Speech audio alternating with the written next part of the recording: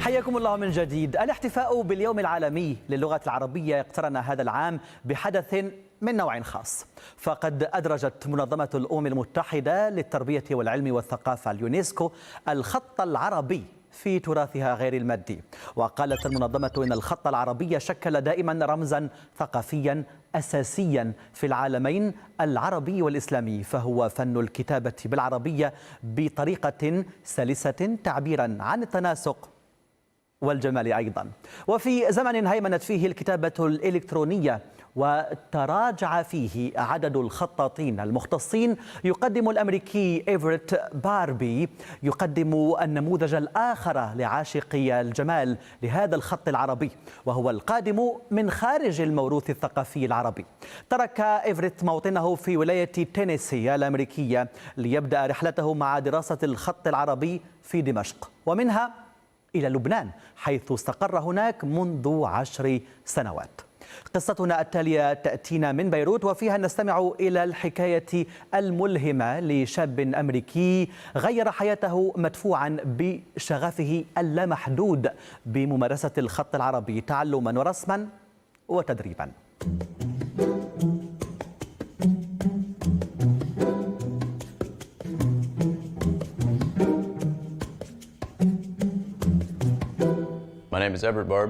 اسمي إيفريت باربي، فنان الخط العربي من مدينة ناشفيل بولاية تينيسي الأمريكية.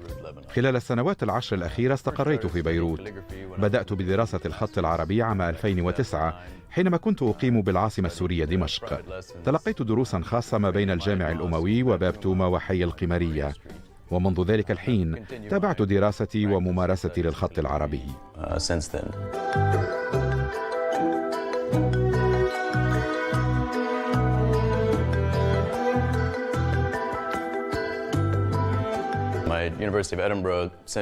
جامعتي في أدنبرا أرسلتني إلى هناك. بعد أن أنهيت فصلي كان علي أن أعود إلى اسكتلندا لاستكمال دراستي.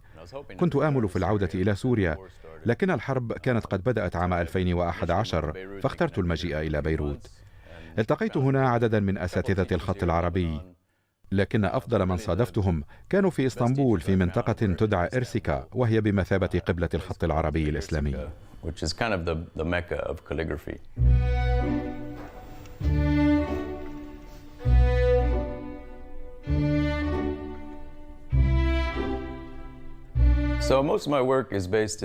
في معظم أعمالي أعتمد على خط الديواني الجلي. هو خط عثماني يعود للقرن ال15. صمم بطريقة مشفرة تسمح بإخفاء بعض الرسائل. تكتب حروفه بشكل متداخل ومتراص، تحول دون أي تغيير أو تزوير في مضمون نصه. هو أيضا خط يتضمن الكثير من الزخارف المناسبة لإبراز الصور التعبيرية والفنية التي أستخدمها في رسوماتي الخطية. إلى جانب الديواني الجلي أعتمد أيضا على خط الكوفي المربع، وهو مثل قطعة البازل. إنه خط هندسي جدا، أقوم بتوظيفه أحيانا كخلفية للوحاتي.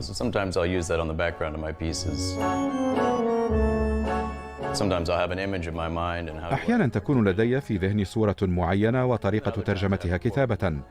أحيانا أخرى يكون لدي نص معين، وبالتالي أفكر في طريقة تحويله إلى صورة بصرية.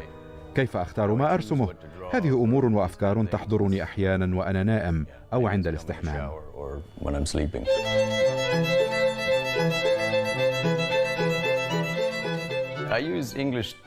أوظف النصوص الإنجليزية في مخطوطاتي الفنية، لكنني أقوم بترجمتها دائما إلى اللغة العربية. أنا لا أستخدم الحروف الإنجليزية في أعمالي. من السهل تعلم الخط القوطي، لكنه ليس كالخط العربي الإسلامي الذي يحتاج لسنوات من الممارسة والدراسة. حتى بالنسبة للخط الذي أستخدمه أي الديوان الجلي، هو خط حديث بمعايير فن الخط العربي. عمره 500 سنة، وهو مع ذلك يعتبر قديما جدا بالمقارنة بالخط الأمريكي.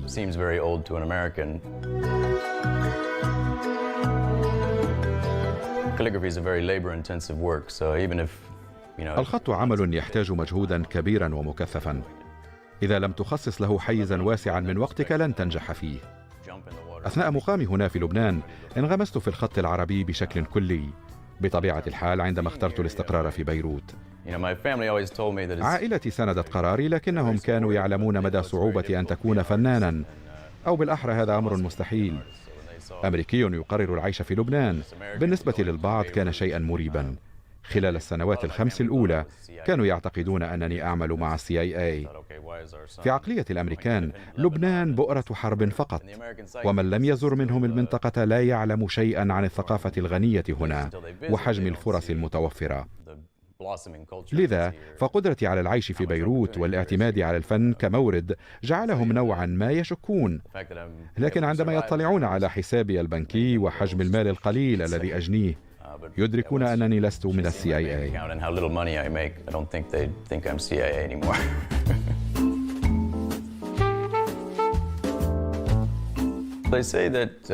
يقولون إن الفن والسياسة كطلقة رصاص وسيمفونية موسيقية ممزوجتين مع بعضهما البعض. أنا لا أحاول أن أجعل أعمالي ذات طبيعة سياسية، إنما حتما يتم تأويلها وقد تفسر على هذا النحو أحيانا. في الآونة الأخيرة أركز في جوهر أعمالي ولوحاتي على الجانب المتعلق بحقوق الإنسان والقانون الدولي الإنساني.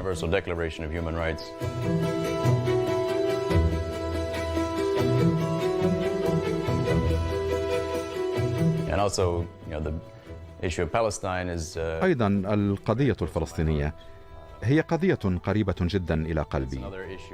ترعرعت وأنا لدي فكرة خاطئة عن هذه القضية، لكن منذ بدأت دراسة اللغة العربية اطلعت على تاريخ فلسطين وحقيقة ما يحدث هناك.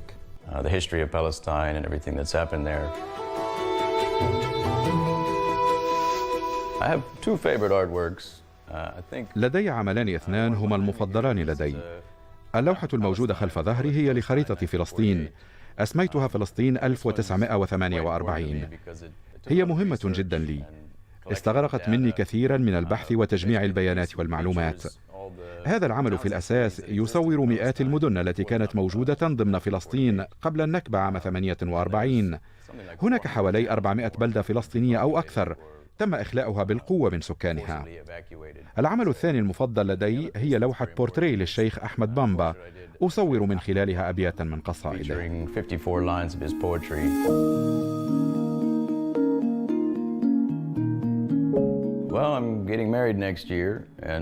سأتزوج العام المقبل. أطمح لإنجاب أطفال وتكوين أسرة،